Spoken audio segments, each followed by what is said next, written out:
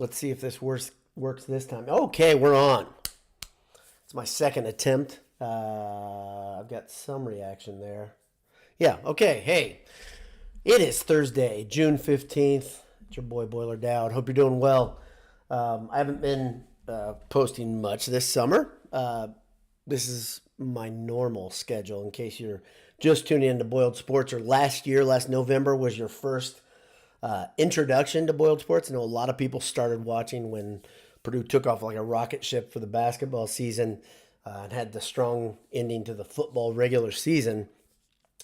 This is what we do around Boiled Sports. We react to how things are going, how the season's going in basketball and football. But when there's not a lot to talk about, we don't talk very much. We don't feel like there's any need to fill the air. My pal Greg is here. Greg, thanks for tuning in. I really appreciate it. But I promised a little bit of content. I promised an announcement that is a big deal for us, just because it changes something that you guys have become familiar with through us, we hope. And we're changing a relationship, an affiliate that I will talk about briefly. I also have a couple thoughts on what's happened thus far this summer. Last time I talked to you, if you listened to Nish and I's basketball beat, I guess it would be called, we had some thoughts in reaction to Zach Edey returning. Well, it became a lot more real yesterday with the first official. I don't understand basketball practice rules anymore. All that stuff is past me. I'm going to be real honest. The shifting NCAA rules, I don't know when basketball practices are legal or not.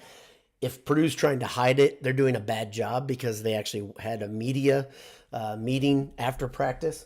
There are a couple things that I found interesting. Number one, a lot of you guys have asked how Will Berg is doing. If you didn't tune into some of those post-practice articles, Will Berg is still recovering from his injury, his surgery from last year. Doing well, shooting around, but he isn't scrimmaging yet. He isn't messing around with the guys on the court.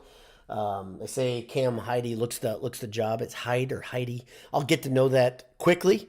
I'm a big fan of his potential, of course, as any of you are. If you got to watch Purdue warm up this year, you saw how much of just a freak athlete he is. He's going to be fun to watch. Another guy who athletically will take the top off of defenses, which I think all Purdue fans really wanted to see a bit more of last year, because it was probably the missing piece. Of course, was Roosevelt Colvin's son, Miles. Miles is common knowledge. He's trying out for the under-19 USA basketball team. He made a big cut. I think they started out with 30 or more players in that the USA team. He made it to the final 14. They're going to make one more cut. I think that's any day now. They're going to make that cut. But promising stuff for Miles Colvin. He is not practicing, though, either. Other than that, not a whole lot to report from basketball practice, other than, guess what? Purdue's in the top 3 in America.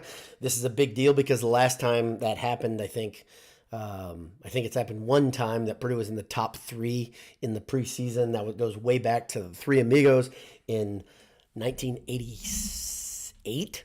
1988. I know either if it was 87 or 88. I think it's 88. I was young. Things were different. I had lots of hair. I was even shorter than I am now. Some of you have met me, know that I'm not the tallest guy, but it's pretty interesting to be top 3 in the nation. It's something to talk about. That's all the preseason polls are. Remember last year, let's go into the Wayback Machine. 1 year ago, Purdue wasn't ranked. Purdue was just out of the top 25, or maybe they were just in the top 25, one of those two. Regardless, they weren't a contender. Then things quickly changed in November. Purdue became a contender in many people's eyes. And then they quit playing basketball in February. Nothing happened in March, so no big deal. Well, at least Purdue quit playing basketball in March. But the end of that season obviously leaves everybody with a sour taste in their mouth. And Purdue, to say that this is the motivator for everybody to come back and be better, I don't think it's that, because I don't think this team actually thought that they deserved to be where they were. It wasn't like an entitled bunch that just kind of said, "Yeah, of course we're ranked highly. Of course we're the number one seed in America." That's not how it went down. Purdue was just outquicked and outwilled by Fairleigh Dickinson, and it still seems bizarre to say those words. I've talked about many things around that day with my friends and family and with you guys at different times. You saw my thoughts the day it happened. I tried to give you my completely fair take of what I thought of the situation.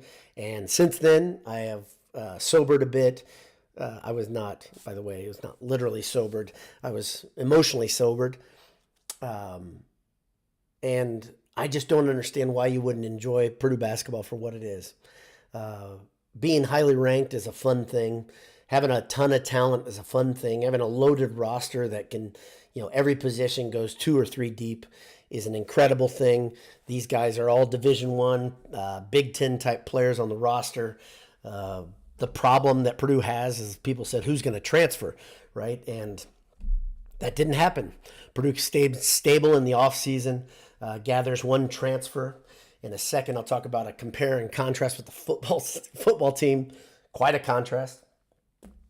But what a culture Purdue basketball has on the good side, meaning you have a bunch of guys that want to be there. I think that's the trick to the whole thing. They used to call that the Butler way at Butler. Barry Collier recoined the term, but it's a real simple thing. Get guys who want to be there. And Painter has guys that, for one reason or another, they believe what he's selling. They understand that he's shooting straight with them. The parents are on board because they say, you know what, this guy's not lying to us. There's so many liars, so many snakes in college basketball and in college sports. And Painter doesn't do that during the recruiting process. He doesn't sell guys a bill of crap. And they stick around because he says, here's the deal. Here's what you need to get better at. Here's what the program needs from you, etc. And it pays off. Pays big dividends in the form of you've got a lot of guys that stick around. You've got guys that develop.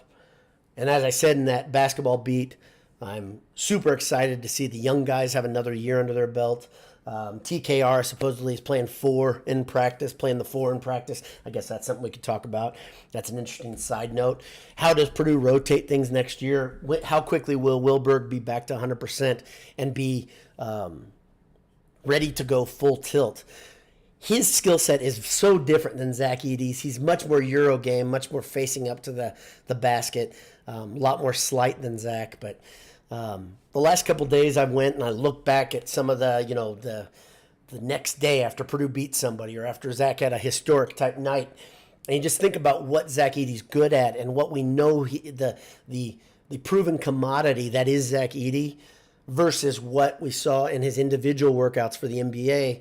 A lot of fans, a lot of media types are saying, do you think Purdue will have Zach as a guy that's facing up at the basket, pick and popping because he showed he could shoot the 3? Does he want to do that? And Zach is very clear. He's not coming back to become a 3-point shooter. He's not coming back to repeat as National Player of the Year. He made that clear to the media.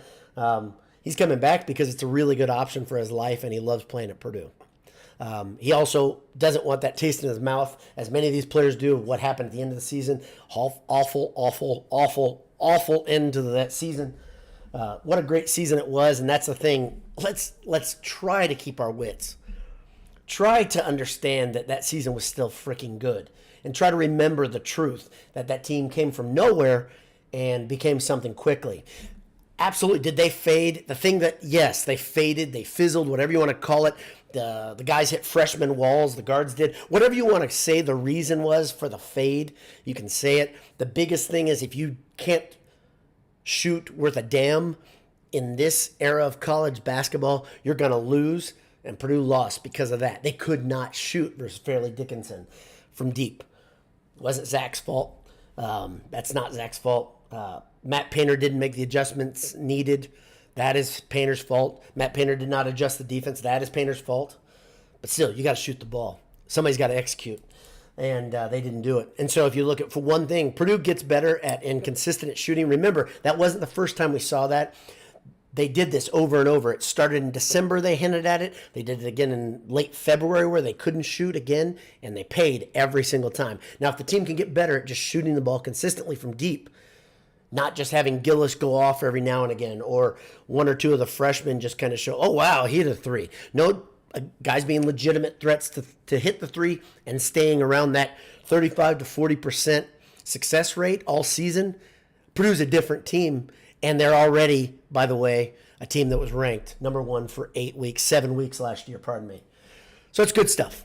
So those are some intro thoughts there about basketball. Second thing, I want to talk a little bit about football. Like I said, compare and contrast what Purdue's basketball is, the stability of that program, the stability of that culture, how refreshing it is to see that if you're an old guy like me who really thinks, man, I don't know what we're going to see tomorrow in college sports, and you're worried about tomorrow in college sports, and you're worried about how it affects your thoughts, your heart on Purdue basketball, Purdue football as you move forward. I have that same worry. I have that same concern. I've invested a lot of time, obviously, here at Boiled Sports, just in the labor of love of talking about it. I don't know what the game looks like in 5 years. I don't know what NIL and transfers do, and hopefully there's some stability. Hopefully there's, like Paint talked about, a salary cap, contracts. I've talked about that multiple times. A lot of things need to stabilize. The NCAA needs to dissolve because it's a farce of an organization right now, and have a different governing body over the top of it. But a lot of people ask for payment of players. Anish asked for that. And the can is open. The toothpaste is out of the tube, whether you are happy or not with that. I'm not super happy about it. Nothing against the fan or the players. That's not the point for me. My whole thing was I really liked consuming college football and basketball, and I'm very worried about what it looks like in the future. But in the meantime, you deal with what you got. And you got a young football coach, Coach Walters, who really embraces the ideas within this new modern landscape of football. He should, because he's young, he's hungry, he's got a lot of upside, and he's just getting started. And a young, hungry coach might be exactly what the doctor ordered for Purdue football. Tom Dienert talked about the difference in culture already from the Brom regime, and how you'll see Walter sitting around with his phone flipping through TikTok or Instagram with the players, laughing with them or taking selfies, just jacking around after practice. He's a lot more relational guy. He's younger. Brom's older than me. Brom's in his early 50s. Walters is in his mid-30s. That's quite a difference, obviously. But Dienert said, is this the right way to coach now? I don't know. Nick Saban seems to win a lot, and I guarantee he's not yucking it up with his players flipping through TikTok for damn sure. He still does okay. I can't even see Ryan Day doing that, honestly. Those are two elite coaches with elite programs, and they still win because they have elite talent. Now, Purdue has to figure out how do they bridge the gap between themselves and the truly elite programs as they move forward. Jeff Brom's equalizer was an offense that would move around. At one point, it was an offense filled with trick plays. That kind of went away. Not kind of. It absolutely went away. Brom administration, the Brom regime, the Brom era ends with a bad taste in your mouth. If you understand what happened academically, there was a lack of attention to what was happening academically with the team. There were guys that were struggling with their grades, struggling making their minimums, and because of that, it forced some transfers. Other guys just chose to leave, which happens. A lot of guys went to Louisville. Shocker, right? All this stuff left Purdue with one of the biggest attrition rates in college football. In case you didn't know that, Purdue, I think, was second in America after Colorado, Deion Sanders' program, in the transfers out of the program. That stuff hurts unless you have guys that can come in and fill in right away and be good right away and buy into what the coaches are selling right away. Does Purdue have that right now? I don't know. Regardless, you're going to have a lot of moving parts. When you see Purdue take the field in the fall, you're going to see a team that you might not recognize at all. The uniforms will be the same. I don't think Nike's doing anything different with Purdue's uniforms this year. I don't know what Coach Walters, likes as, when it comes to lids. Obviously, Brom really liked the black with the gold P. I think that was his favorite helmet as a coach. and the captains like that look a lot. But Purdue rotated that. But these little things like, what does a coach like? What does he appreciate on the field? Where does he come from? We don't know that. But when you look at the names and the faces on the team, it's going to be a different look. Obviously, Hudson Card's going to make a big difference there. Purdue has a quarterback that a lot of America likes.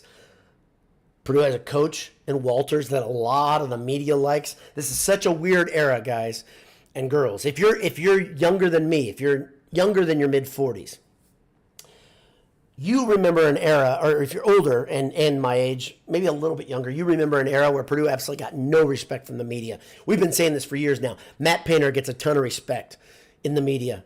And guess what? Jeff Brom got a ton of respect in the media. And now Ryan Walters is a coach that a lot of media types, a lot of people say, this guy could be exactly what Purdue needs. They could come out of here and win 7 or 8 games. Now, for me personally, looking at the schedule and looking at the fact it's a new coaching staff, I would say 5 to 7 games is probably going to be right in there. With my, if I was saying probability, I'd say 5 or 6 wins. I think that'd be pretty nice. Could be entertaining. A lot can happen in 5 or 6 wins. But if they got 7 or 8 wins, holy moly, because I've heard multiple media types say things like that. That'd be an exciting fall. I think we're going to have a fun fall regardless. But like I said, it's going to be a lot of me grabbing my phone, looking, oh, who's number 7? That sort of thing, right? We're not going to know all the parts that are on the field. And that's an interesting and new thing in some ways. So that's about all I've got right to talk about in the limited things that have been released from campus on the basketball and football thing. Let me talk now about our big announcement. Really big announcement. Number one, if you haven't checked out Michael's audio podcast here on the Boiled Sports website, it's not here on the YouTube feed if this is where you like to get your Boiled Sports stuff. Head over to boiledsports.com. You can find out that Random BS is the name. Sorry, I was trying to find it in my Rolodex. Random BS is the name of his podcast. It's also on the Boiled Sports feed if you're on whether it's Google or Apple Play, whatever. You can find it. But anyway, it's really good. He like I said, he's very thoughtful. He's good at it. So let me tell you the announcement. Okay, first, I'll keep explaining this. We have sponsors to help us pay for web dues and any incidental costs. We don't get paid. The stuff doesn't come into our pocket. We just do it because we like doing it, just like you like to listen to it. But let me tell you how we do it. We've had AJ's for years. We had Martin Vintage as a partner for a while. We made a decision. We went a different direction with our T-shirt sponsor. This is going to be a lot of fun. Number one, AJ's, eataj's.com. Go over to AJ's when you're on campus. One of my favorite things to do when I'm in God's country, especially in the summer. Go to campus if you're an alum. Take your bike up there, ride around there with your kids or ride around there on your own, whatever. Soak the campus in. My son is going to a camp in a week, I think, actually, to learn a little bit about his potential academic direction. Those camps are there. The basketball camps are going. The football camps are going. But it's pretty dead, and it's pretty awesome if you're like me. Just like to soak in the campus. And if you do that, if you take a trip up to God's country and you're looking for a place to eat, AJ's is still pedaling. They're doing their thing. Adam and Jake are doing their thing. Go to AJ's on Vine and grab something to eat. Eataj's.com. You can order ahead. They're going to be with us. Now, second part. This is exciting stuff. We've got a new sponsor, and I want to make sure I don't butcher this. We got a new sponsor on the T-shirt side. It's an Indianapolis-based company. We're excited to have them because they make great product. Didn't make this Gravy Train T-shirt, but they make great products. You know them because they have a great presence online. Their owner is an active dude. He's a good guy, young guy. Home Field. Home Field is going to be a Boiled Sports sponsor for the first time. That's homefieldapparel.com. Head over there today. Get a Purdue-based sweatshirt, T-shirt, whatever, and get this. Enter Boiled at checkout for 15% off. Connor's going to hook you up. That's the owner. That's pretty darn awesome. We're excited to be pairing again with AJ's and now being with Home Field, an Indiana-based company, an Indianapolis-based company. We're super stoked. Yeah, they are a good brand. They make great products. Andy Day says good brand, really good stuff. You're not going to go wrong going there. And they are growing like mad. And there's a reason they're growing because Connor is aggressive on that. He keeps going to get licenses. It's pretty awesome to see. But we're excited to have him. I don't have a whole bunch more to talk about. If something breaks this summer, I will get on it. I've already spent 20 minutes talking about nothing to you guys, and I want to get your thoughts over here. Some of you guys are tuned in, kind enough to be having the conversation off on the side. Andy Day says, good to see you. Good to see you, Andy. Appreciate you tuning in. Chris Harder, old buddy, pal, not too far away from here, says, hey, sight for sore eyes, my brother. Hope to see you soon. Maybe this summer we can grab lunch. Greg McManus, another good old pal of ours here at Boiled Sports and ours. He's very funny. He says he wants to touch the Heidi. Looks forward to saying that. Want to touch the Heidi. That's I think an Adam Sandler movie reference. Yeah, I think it is. It talks about Billy Madison. There we go. And it might get you in trouble. Yeah, and I don't know if I'll say that. We'll see what happens. Let's see. Yeah, you guys, I appreciate all you tuning in. A lot of reaction to the talk earlier, but yeah, Chris, I appreciate that. My favorite watering hole is open. That's awesome. You never know when I'm just going to show up there in the middle of the night, so careful. But anyway, thank you guys for tuning in. I really do appreciate it, and stay tuned. Like I said, if anything breaks, and if we see any story that gets our attention, number one, you'll have Michael's podcast. Number two, I will come on here with quick casts if we need to. And finally, if we really get lucky, Jay and Anish will get on a handsome hour. Jay just missed the last basketball beat that we recorded. He really wanted to be here. He couldn't record it. Had something come up, but yeah, we'll be here as it deems, as the news deems us replying, giving our thoughts, whatever.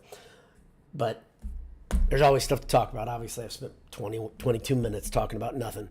So thanks for tuning in. Have a great day. God bless you. Hammer down, and welcome to our friends at Home Field. And thanks again for AJ's for being here and sponsoring us for another season. Talk to you soon. See ya.